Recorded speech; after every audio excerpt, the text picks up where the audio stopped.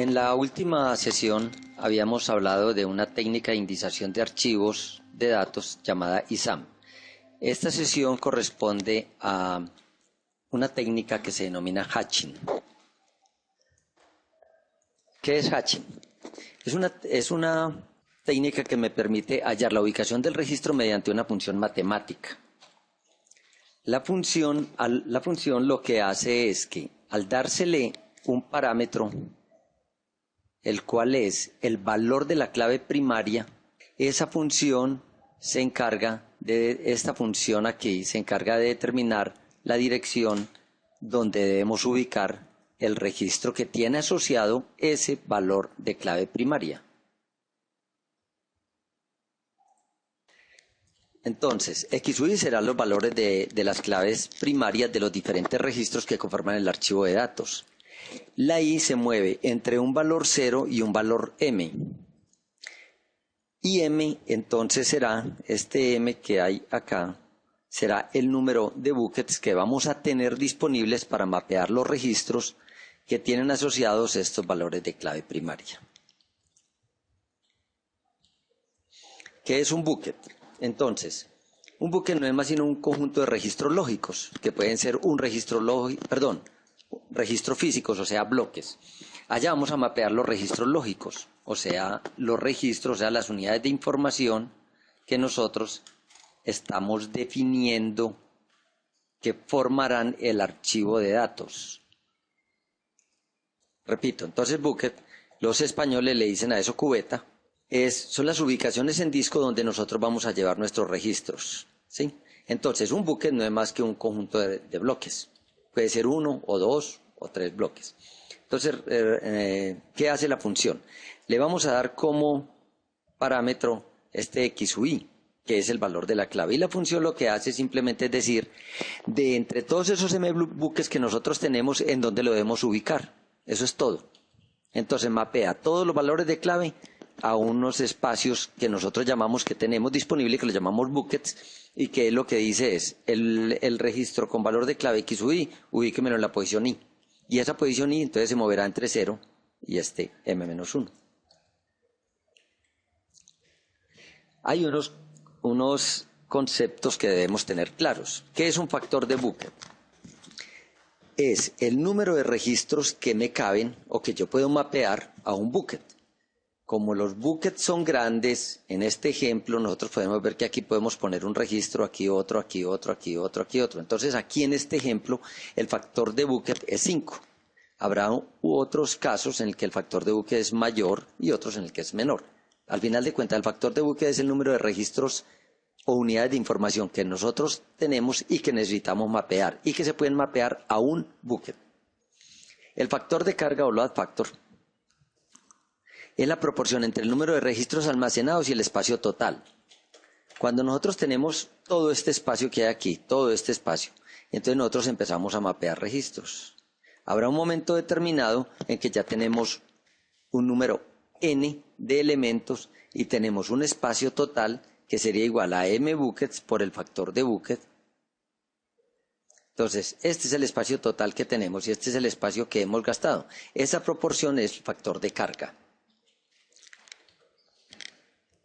Entonces, como está ahí expresado en esta fórmula, el factor de carga es n sobre m por BKFR.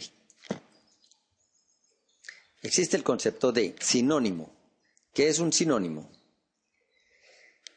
Decimos,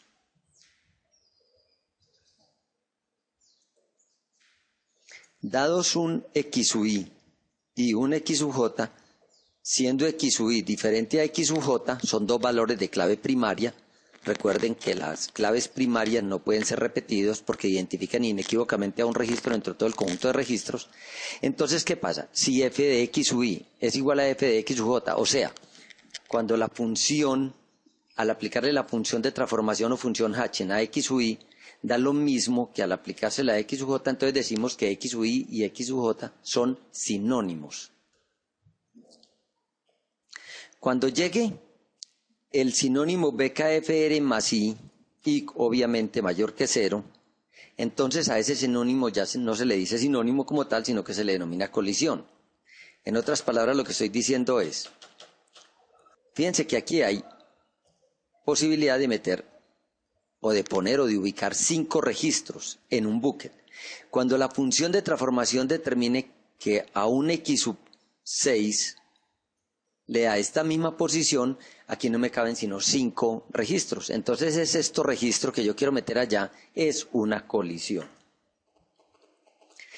¿Qué debe hacer la función de transformación?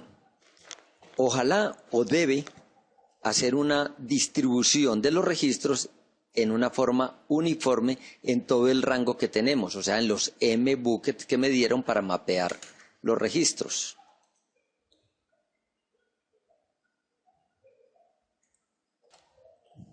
Debe operar sobre todo el dominio. Recuerden que el dominio es todos los posibles valores. Nosotros tenemos un número de buckets que son m, donde se supone que vamos a mapear los registros. Ese m, al multiplicarse por BKFR, o sea, por el factor de bucket, debe ser un número tal que sea ligeramente mayor que el número de registros que yo espero guardar allá. ¿Sí? Obviamente el dominio es muy grande comparado con el rango. Como ejemplo, el ejemplo que hemos estado trabajando, el dominio de este caso es todos los posibles valores que puede tomar la cédula de ciudadanía. Y la cédula, en el ejemplo que nosotros estamos trabajando, habíamos dicho que era un campo numérico de 8 bytes. Si es un campo numérico de 8 bytes, el menor valor que puede tomar la cédula es 0. Luego 1, luego 2, luego 3. Y el máximo valor que puede tomar es 99.999.999. En otras palabras, el dominio para este ejemplo es de 100 millones de posibles valores. Pero nosotros no tenemos sino 40.000 registros. ¿Sí?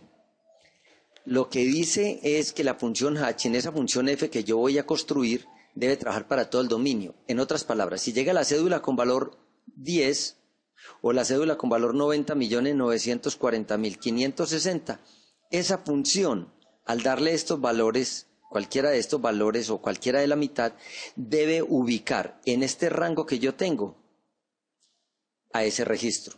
¿A cuál registro? Al que tiene asociado el valor de clave, ya sea 10 o 90.940.560. ¿Sí?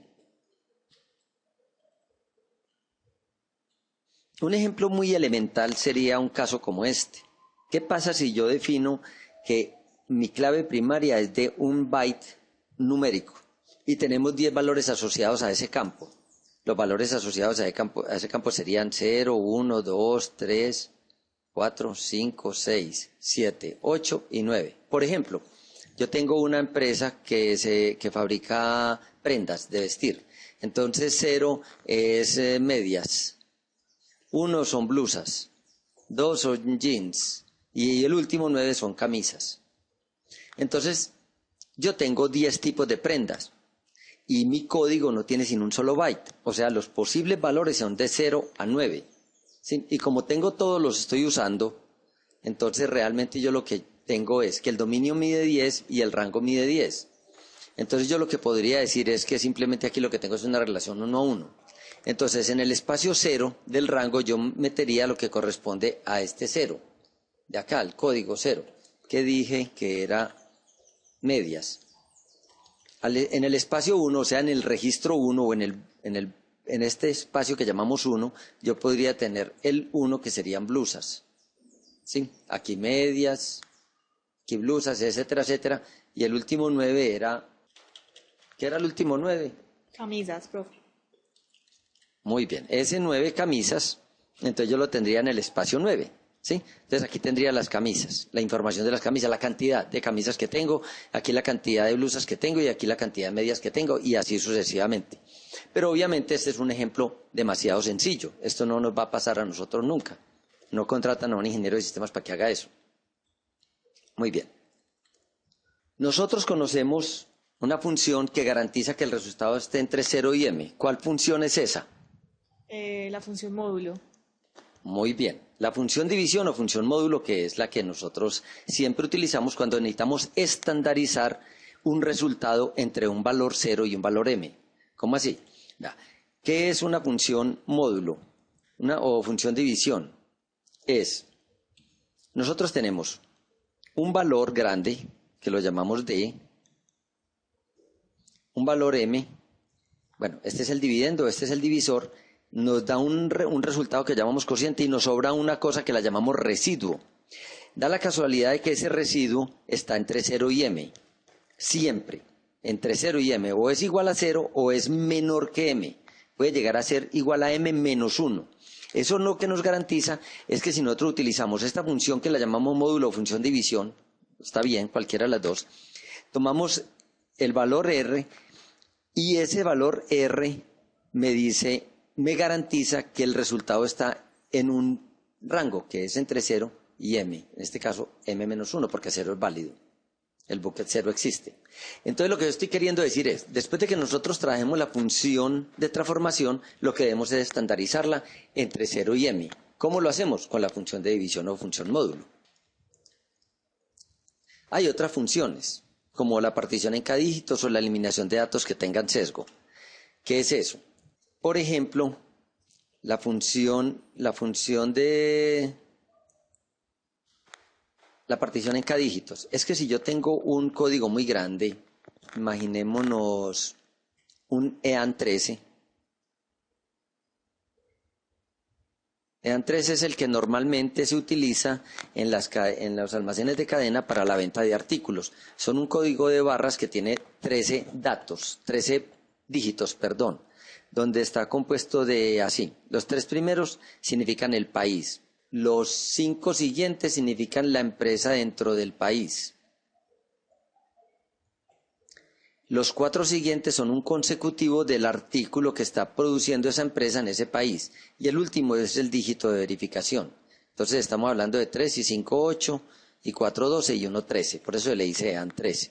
Entonces yo lo que podría decir, si yo tuviese un 770, 22500, 0001 con el dígito de verificación 8, entonces yo lo que podría decir es, yo tomo un K igual 3, entonces lo que estoy diciendo es que tomo estos 3, estos 3, estos 3, estos 3 y estos 3, y lo que hago es una sumatoria con ellos, o hago cualquier tipo de operación con ellos, 770, 225, 1, 2, 3 ceros, un 0, 0, 1 y un 8, y hago una sumatoria con eso.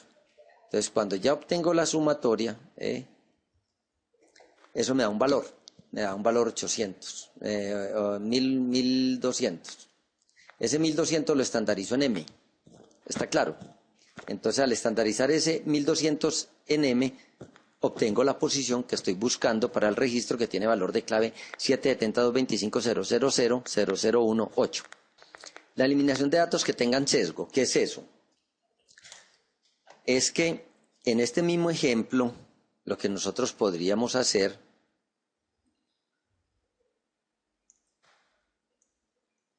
es que a mí no me... yo trabajo en la empresa, imaginémonos que eso es productos que saca Postobón. Entonces Postobón es la empresa 22500, ¿sí? Entonces, como es la empresa 22500, como nosotros trabajamos en este caso en Postobón, entonces decimos, todo lo que nosotros producimos aquí dentro de la empresa es 770 porque es en Colombia, Postobón es de Colombia. Y todo lo que producimos en la empresa es de la empresa 22500, que es Postobón. Entonces realmente a mí lo único que me interesa es esto. Esto es lo que es diferente de un producto a otro. Imaginémonos que esto es agua en tarro, el 0002 con el dígito de verificación 7 es agua en bolsa, y el 0003 es agua en tarrito, el 25200 es naranjada, el 32400 es colombiana, y así sucesivamente. Entonces, pero todos los productos empiezan por 770 22500. Entonces, estos señores a mí no me interesan, porque me sesgan los resultados. Todos tienden a quedar en el mismo sitio. Entonces, ¿qué hago yo? Le elimino esos elementos y no trabajo sino con los últimos 5. Pero supongamos que yo lo que soy es una empresa que distribuye gaseosas aquí en Colombia. ¿sí? Pero solamente de empresas del país. Como es de empresas del país nada más, entonces pues, hay varias empresas que producen gaseosas.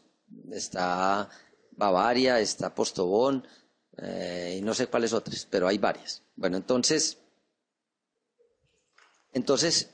como yo distribuyo gaseosas, pero todas hechas en Colombia, Tutti Frutti y eso, todas empiezan por 770, pero 22.500 es Postobón y 33.250 es Bavaria. Entonces, yo lo que haría sería que le quitaría estos elementos nada más y dejaría de acá en adelante.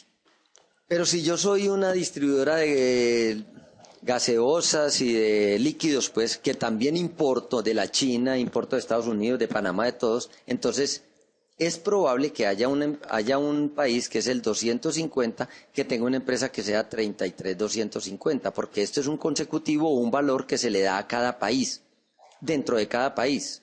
Entonces puede existir el 33.250 como empresa en China y también el 22.500 como empresa en China. Entonces yo no le puedo quitar estos 3 dígitos que son el país. Entonces ya no elimino datos porque ya no me sesgan. Dijimos que una colisión era, si nosotros tenemos un XUI diferente de un XUJ y al aplicarle la función a XUI me da exactamente lo mismo que al aplicarle la función a XUJ, entonces estos dos señores son sinónimos y se convierten en colisiones cuando hay más sinónimos de los que caben en un bucket. Entonces eso hay que resolverlo, porque nosotros no le podemos decir a nuestro usuario que no puede grabar un registro porque se forma una colisión. Eso para él es chino, él no entiende esas cosas. Entonces lo que hay que buscar es cómo solucionamos las colisiones. En general, podríamos decir que hay 3 técnicas. Una que se llama direccionamiento abierto, una que es por encadenamiento y una por encadenamiento separado. Por direccionamiento abierto es muy sencillo, es simplemente buscar en el área de datos, en los mbuckets que tenemos, un espacio donde meter ese registro del que estamos hablando. Por encadenamiento es simplemente que nosotros buscamos un espacio que no sean ninguno de los mbuckets, nosotros lo llamamos un área de overflow como en ISAM, y simplemente ligamos todos los registros en esa área. Y por encadenamiento separado es que pedimos un bucket, cuando en un bucket se genera una colisión, pedimos un bucket adicional para el bucket que generó la colisión, los ligamos y allá metemos todos los registros que tengan que ver con colisiones en el bucket origen. En otras palabras, no mezclamos registros de diferentes buckets que hayan generado colisiones.